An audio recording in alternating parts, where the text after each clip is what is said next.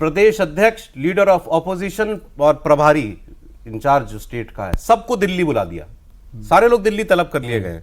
पेशी हो रही है लिटरली कि 10 लोग चले गए, तुमको पता नहीं था बड़ी बात कि ये होने जा रहा है। उसको इतनी बड़ी एम्बैरेसमेंट माना बीजेपी ने अपने लिए, जबकि कोई बात नहीं, मतलब खबर भी नहीं बनती एमएलसी चुनाव की, इतनी बड़ी की क्या खबर बनती यार। राज्यसभा की सीट जा रही है 2-2 और कोई हमें तो पता नहीं चला अभी तक कि कोई खड़गे साहब ने या राहुल गांधी जी ने बहुत कोई सख्त फैसले लेने के लिए। झारखंड में जो हारा वो तो खड़गे साहब का आदमी था। ये खड़गे साहब का आदमी था, अध्यक्ष का आदमी था जो हारा, प्रणब साहब, और अच्छे आदमी है वो भी हारे। सर दो देखिए, अब ये वाला अच्छा बैलेंसिंग किया राहुल गांधी जी ने।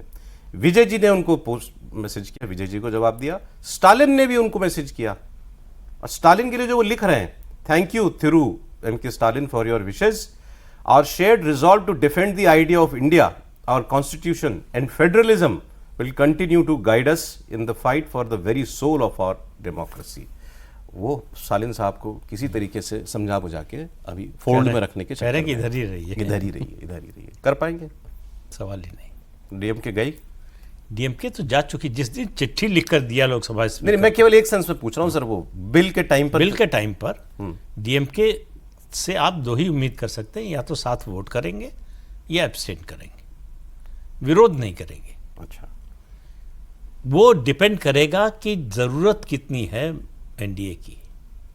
अगर उनके जो है एब्सटेन करने से काम चल जाएगा तो एब्सटेन करेंगे, और अगर समर्थन करना पड़ेगा तो समर्थन और करेंगे। सबसे महत्वपूर्ण जो मुझे लगा, बर्थडे विश राहुल गांधी जी को और उनका जवाब, वो आखिरी के लिए बचा के रखा था सर, अखिलेश यादव जी का। अखिलेश यादव जी ने लिखा, देश प्रेम, मानवता एवं सत्य के हम सफर, हम एक लक्ष्य के। हमारा लक्ष्य एक है। श्री राहुल गांधी जी को सार्थक सक्रिय जीवन की सद्कामनाओं के साथ जन्मदिन की हार्दिक शुभकामनाएं। उनको सार्थक और सक्रिय में दोनों में संदेह था, कोई जिन्होंने लिखा कि सार्थक और सक्रिय जीवन हो आपका। राहुल गांधी जी ने लिखा, वो बहुत इंपॉर्टेंट है। अखिलेश जी, आपकी शुभकामनाओं के लिए हार्दिक धन्यवाद। संविधान, सामाजिक न्याय और पीडीए की हक की रक्षा करना एक लक्ष्य पूरी मजबूती से जारी रहेगा, ये हमारा लक्ष्य है। तो राहुल गांधी ने भी पीडीए बोल दिया, तो अलायंस तो पक्का है। परशुराम बन गए में तो कोई शक, मतलब 24 के बाद से कभी ये शक हुआ नहीं कि नहीं होगा अलायंस। अलायंस का हर्ष क्या होगा, बात उसकी है कि उसका नतीजा क्या निकलेगा। तो इसलिए जो है अलायंस रहेगा, 27 में मिलकर लड़ेंगे, इसमें कोई दो राय नहीं है। उन्होंने पीडीए भी अपना लिया ना। हाँ, पीडीए नहीं, वो तो समाजवादी पार्टी जब पीडीए की बात कर रहे हैं, जब उसके अलावा मुस्लिम की बात जब कर रहे हैं, तो बीजेपी का वोटर तो है नहीं मुस्लिम, तो किसके वोट की बात कर रहे हैं? जो कांग्रेस के साथी दल हैं उन्हीं के वोट की बात कर रहे हैं ना। तो अगर उत्तर प्रदेश में मुसलमान कांग्रेस के साथ जाएगा तो नुकसान किसका होगा?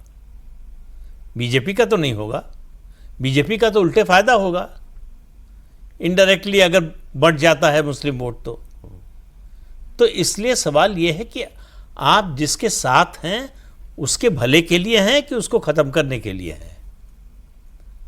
सवाल इस बात का है। राहुल गांधी के सामने समस्या, जो मुद्दा है, जो चुनौती है, वो अपना जनाधार वापस पाने की है। बड़ी सीधी सी बात है। तब तक कांग्रेस का कुछ नहीं होगा जब तक उसका जो पुराना जनाधार था वो वापस नहीं आता। और वो जनाधार किसके पास है? आपके जो साथी हैं, आपके जो बगल में खड़े हैं, वही आपकी संपत्ति दबा के बैठे हैं। लेकिन सर, राहुल गांधी जी ने पिछले 12 साल में एक भी ऐसा इलेक्शन नहीं लड़ा है जहां उन्होंने ये कहा हो कि मैं अपनी जमीन पाने के लिए लड़ रहा हूं, सिर्फ बीजेपी को हराने के लिए नहीं लड़ रहा हूं। वो सिर्फ बीजेपी को हराने के लिए लड़ते हैं, इसीलिए अखिलेश जो चाहते हैं वो हो जाता है, इसलिए जो तेजस्वी चाहते हैं वो हो जाता है। वो हाल तो पूरे विपक्ष का है। जब से आपने ये सेकुलर बनाम कम्युनल पॉलिटिक्स शुरू की, बीजेपी को रोकने के लिए हम साथ हो जाएंगे, तो जनता ये देखती रहती है ना, कि मतदाता देखता रहता है कि आप नेगेटिव पॉलिटिक्स कर रहे हैं। आप लोगों के सामने जाइए, कहिए हमको मौका दीजिए, हम करके दिखाएंगे, हम बदल कर दिखाएंगे।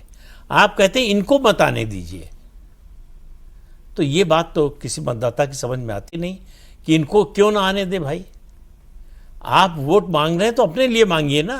आप कह रहे हैं कि इनको मत दीजिए, तो मतलब आप अपने को वोट के योग्य ही नहीं मानते हैं। तो अगर आपका पूरा एटीट्यूड ही नेगेटिव है तो नतीजा तो नेगेटिव आएगा ही। इससे भी घातक ये है कि वो अपने पार्टी में, जो आपने कहा ना कि नहीं, वो कहते हैं हम पार्टी उसके लिए, सत्ता के लिए नहीं, हम तो सत्ता के लिए नहीं, हम जनता के लिए काम। तो जो आदमी चुनाव लड़ रहा है, ये वो आपका काम झोला उठा रहा है, आप कहीं सत्ता के लिए नहीं है, मैंने हमें पावर में आना नहीं है, तो भाई मैं क्यों काम करूं, मुझे चुनाव जीतना नहीं है, आप इसलिए जा रहे हैं। सर ये मिथ है, ये एक मिथ है जो राहुल गांधी के इर्द गिर्द रहने वाले लोग बुनते हैं। नहीं, वो खुद कि बोलते उनको हैं। पावर से कोई लेना देना नहीं, खुद भी बोलते हैं भाई। प्रधानमंत्री नहीं बनना चाहते। नहीं, प्रधानमंत्री कैसे पॉसिबल है ये? उनके लोग तो कहेंगे प्रधानमंत्री, लेकिन वो ये कहते हैं, खुद कहते हैं कि साहब हमें नहीं करना है।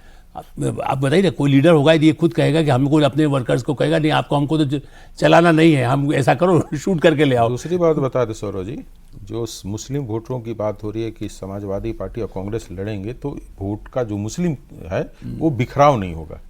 हाँ, और मेरा मानना है कि इसमें ज्यादा बिखराव होगा जहां जहां कांग्रेस के सीटों पे AIMIA खड़ा होगा, वहां पे मुस्लिम बिखरेगा और वो जाएगा AIMA की तरफ।